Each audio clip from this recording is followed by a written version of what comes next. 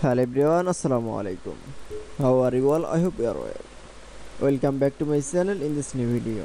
Today's video, how to create a dash border shape in Photoshop. So let's start it.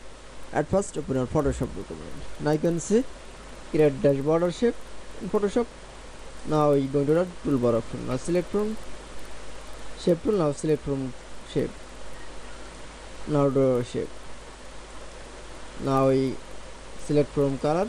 Now choose from color. Now click OK.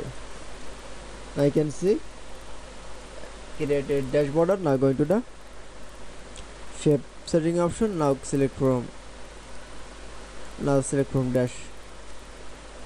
Now click from more option. Now select from align. Now click from outside. Now click OK.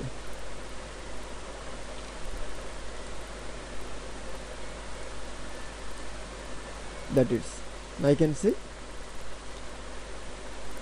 a dash border in shape create in Photoshop document is very easy. I hope you enjoy the video.